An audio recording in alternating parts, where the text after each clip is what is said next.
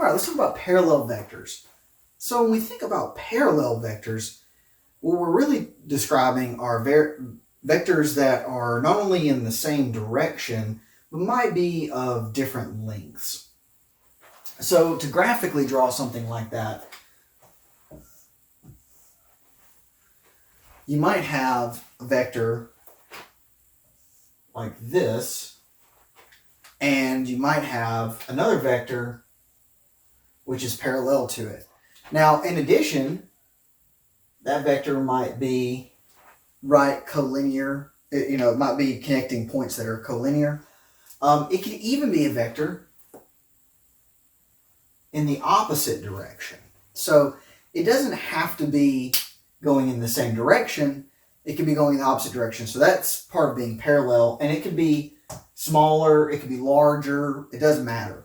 All that matters for two vectors to be parallel is, first of all, they have to be non-zero vectors. Being parallel to the zero vector doesn't really do anything because they're both the zero vector. But if I can find a number such that this vector times a number is equal to that one, so like in the case where that's a -1, those are the same vector but they have opposite direction, that tells me they're parallel. So let's look over here in an example. So I've got a point P, 1, -2, 5. And I've got another point Q, 2, 0, 3. And W is the vector that connects those 2 points. So we want to find if U or V are considered parallel. Now, there's a couple ways to do this. You could graph it. And that's okay.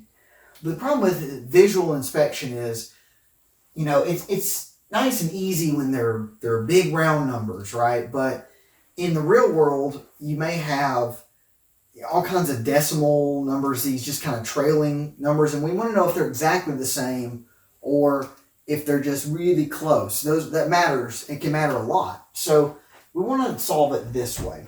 We want to solve it analytically if possible. So to do that, the first thing we need to do is we need to find what W is in the first place. So W is going to be 1, 2, -2, right? Because 1 plus 1 is 2, -2 plus 2 is 0, and 5 plus -2 is 3. So that's how you can verify whether or not you've constructed the vector correctly. Now we want to see if U is parallel to W. Well, again, the way we do that is we figure out if there's a number that this times a number is equal to that. Well, what we notice is this is twice as big as that. So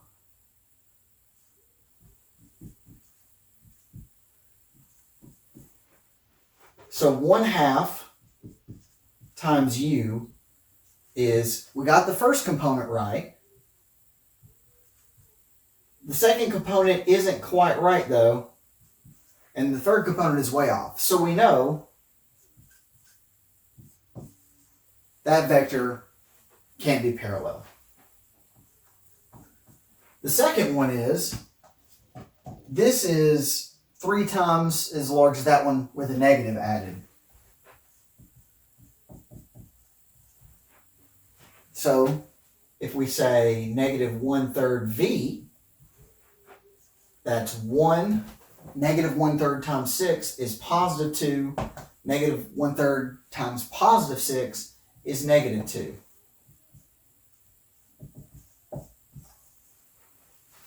And that's how we know. Simply compare the first element, figure out the number you need, and then go on. Now, if either one of those is 0, you have to keep moving down the line until you get a non-zero one, but it's simple and straightforward. Also, if any one of these is 0 and any one of those is not 0, you know it can't work because there's no number times 0 that gets you a non-zero number. So, sounds good. Thanks.